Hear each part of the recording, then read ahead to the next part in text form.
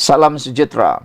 Laporan kali ini laporan paling luar biasa. Saya tak pernah jumpa laporan seperti ini, tapi kali ini kata penganalisis. PAS mungkin hilang sokongan pengundi jika terus bersama bersatu. Makna kata kalau difikirkan sebaik-baiknya, mungkin ada peluang PAS akan bercerai berpisah dengan bersatu. Ataupun PAS akan keluar daripada Perikatan Nasional. Peringatan daripada penganalisis ini cukup baik, cukup hebat dan jelas untuk PAS. Kalau PAS terus berdiam diri, kalau PAS tidak ambil berat apa yang disampaikan oleh para penganalisis politik ini, besar kemungkinan mereka akan menerima akibatnya dan natijah yang buruk. PAS mungkin hilang sokongan pengundi jika terus bersama bersatu. Itu kata penganalisis. Azmi Hasan dari Akademi Nusantara berkata, masalah dalaman bersatu memberi kesan negatif kepada PAS. Ini adalah yang paling penting diambil kira oleh PAS. PAS menjadi parti dominan dalam Perikatan Nasional kerana menguasai 43 kerusi parlimen dan 4 negeri di utara. Jauh meninggalkan parti bersatu. Kerjasama berterusan PAS dengan bersatu mungkin menyebabkan parti Islam itu hilang sokongan pengundi, kata dua penganalisis politik. Azmi Hasan dari Akademi Nusantara berkata, masalah dalaman bersatu akan memberi kesan negatif kepada PAS. Bersatu dilihat sangat lemah, bukan saja dalam kalangan pengundi bukan Melayu, tetapi juga pengundi Melayu. Beliau berkata 6 ahli parlimen dan seorang adun bersatu mengisytiharkan sokongan kepada Perdana Menteri Anwar Ibrahim, bukan disebabkan isu peruntukan atau bersatu terus bersama PAS, tetapi kerana isu kepimpinan dalam parti. Ini rahsia yang tak pernah kita tahu. Ini pendedahan yang paling kita tak pernah tahu. Menurutnya lagi, bersatu bergantung kepada sokongan daripada PAS dan bukan sebaliknya. Makna kata, PAS tidak bergantung dengan bersatu. Ada bersatu, PAS sama juga. Tak ada bersatu pun PAS sama juga. Maknanya, bersatu tidak membawa apa-apa nilai tambah kepada PAS. Ya, kata beliau, PAS sangat retorik. Tetapi dengan retorik mereka boleh dapat banyak sokongan orang Melayu. Mereka menguasai 4 negeri sekarang, di mana orang Melayu membentuk majoriti.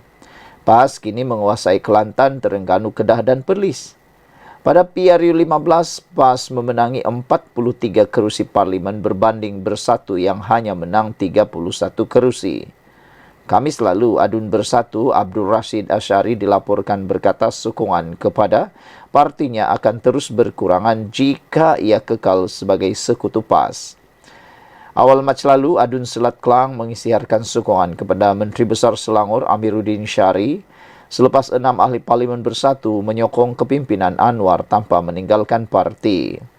Sementara itu, Ahmad Fauzi daripada University Science Malaysia berkata, bersatu patut menyalahkan diri, bukannya PAS atau atas kemerosotan sokongannya. Jika bersatu terus hilang sokongan, ia berpunca daripada kelemahan mereka sendiri yang menggugat kredibiliti mereka di mata orang Melayu.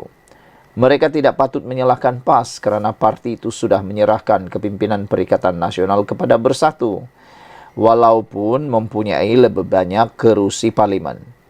Beliau berkata bersatu berada di kawasan atau di bawah PAS dalam Perikatan Nasional disebabkan jumlah kerusi parlimen dikuasainya.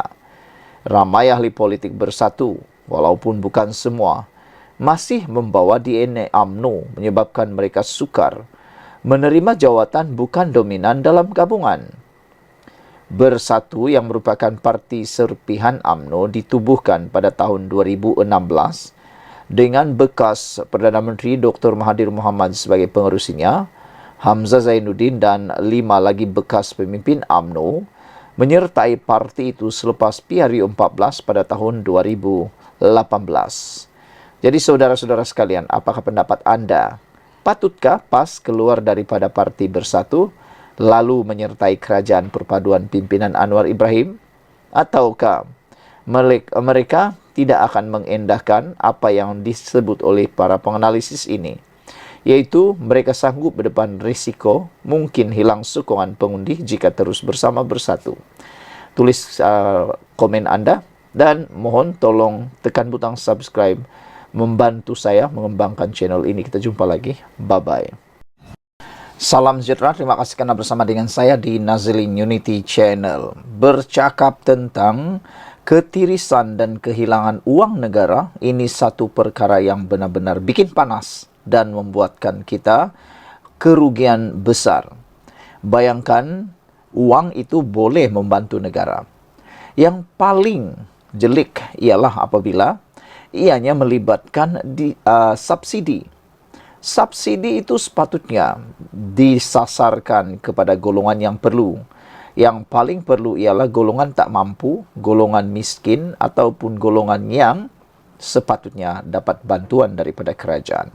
Itu sebabnya tindakan kerajaan sekarang membuat subsidi bersasar sepatutnya kita sokong kerana ianya dapat mengelak orang-orang yang tak layak turut mengambil kesempatan mahu dapat.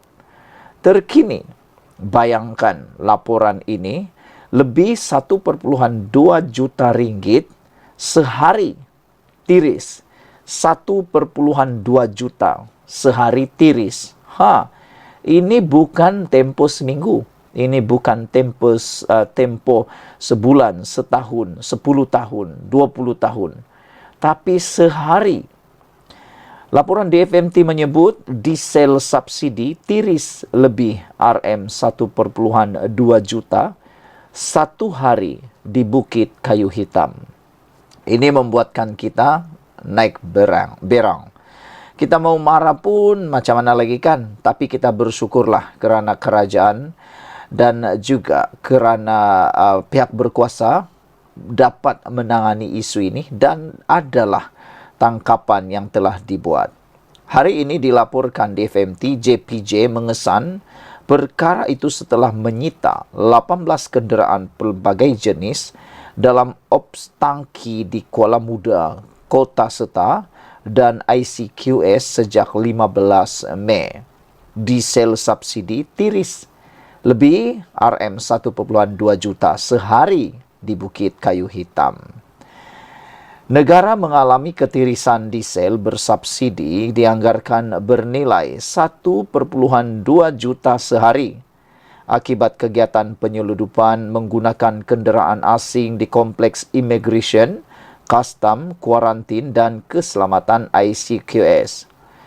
Kita berharap, netizen berharap, kalau ada unsur-unsur penyelewengan, unsur-unsur salah guna kuasa maupun paling penting sekali ada unsur rasuah, perlulah ditangkap dalang-dalangnya. Jangan dibiarkan berlama-lamaan. Paling syok kalau dapat didedahkan. Kalaulah ada dalang yang terlibat. Kita harapkan tiadalah dalang yang terlibat. Timbalan Ketua Pengarah Perancangan dan Operasi Jabatan Pengangkutan Jalan JPJ Edi Fadli Ramli berkata, pihaknya mengesan perkara itu setelah menyita 18 kenderaan pelbagai jenis dalam ops tangki di Kuala Muda, Kota Seta dan ICQS tersebut bermula 15 Mei hingga hari ini. Katanya ketirisan minyak bernilai 1,2 juta ringgit Malaysia berkenan yang dikesan sepanjang 5 hari operasi berlaku menerusi modus operandi menggunakan kenderaan seperti pickup dan lori trailer yang diubah sesuai dengan tangki tambahan. Dalam operasi itu, kita dapati kebanyakan kenderaan asing mengubah sesuai tangki untuk menyeludup diesel ke negara jiran. Apa yang mendukacitakan, penyeludupan ini masuk dan keluar seludup diesel hampir 5 perjalanan sehari. Wah, ini memang tindakan yang boleh kita kata amat biadab dan bikin panas lah kan. Bayangkan mereka berani hampir 5 perjalanan sehari. Maksudnya masuk keluar 5 kali. Berani sungguh. Bila kita tahan 18 kenderaan ini, kata laporan ini, kita buat kiraan lebih kurang Rp250.000 ketirisan satu perjalanan. Tapi bila kita soal siasat pemandu, dia kata dia buat 4 hingga 5 perjalanan. Ini di Bukit Kayu Hitam, belum masuk di tempat lain. Sempadan, katanya pada sidang media. Adli Fadli berkata, pihaknya akan meningkatkan operasi mengesan kenderaan tersebut bagi mengelak negara mengalami lebih banyak kerugian. Katanya lagi terdapat juga suspek yang menggunakan kenderaan persendirian seperti kereta dengan nombor pendaftaran negara jiran. Bermula minggu ini kita akan adakan operasi di seluruh negara, malah kita diberi arahan di peringkat tertinggi Kementerian Pengangkutan untuk melaksanakannya bagi mencegah kes penyeludupan diesel subsidi ke luar negara. Tiada lagi peluang bagi mereka yang melakukan kesalahan ini, kata beliau lagi. Saudara-saudara sekalian, inilah yang kita mahu. Tindakan pihak berkuasa, bahkan daripada tindakan pihak kerajaan untuk menghalang daripada berlaku. Sekian dulu untuk kali ini. Ikuti terus ulasan selepas ini.